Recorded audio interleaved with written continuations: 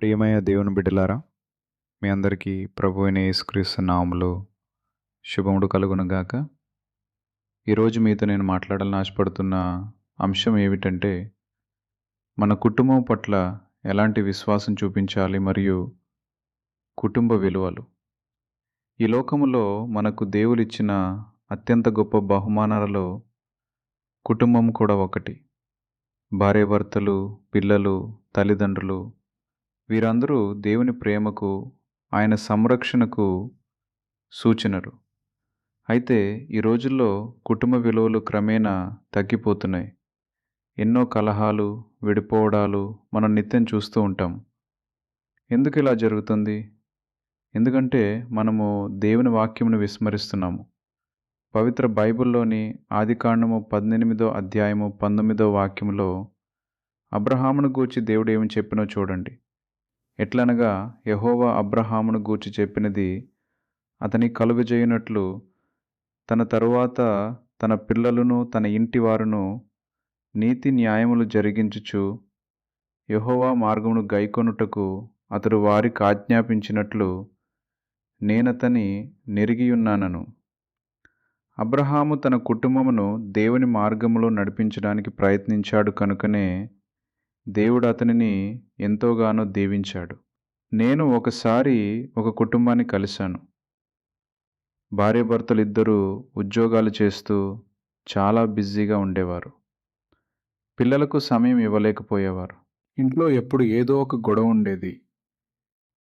ఒకరోజు వారు మా మందిరానికి వచ్చి ప్రార్థన చేయించుకున్నారు. నేను వారికి దేవుని వాక్యమును బోధించాను.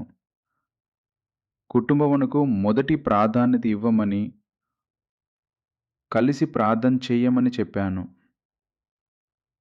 ఆశ్చర్యం ఏమిటంటే వారు ఆ మాట విని తమ జీవితాలను మార్చుకున్నారు. ప్రతిరోజు రాత్రి భోజనం తర్వాత అందరూ కలిసి ప్రార్థన చేయటం మొదలుపెట్టారు. ఒకరికొకరు సమయం ఇవ్వడం మొదలుపెట్టారు. కొద్ది నెలల్లోనే వారింట్లో శాంతి నెలకొంది, ప్రేమ పెరిగింది. ఇది దేవుని వాక్యం యొక్క శక్తి.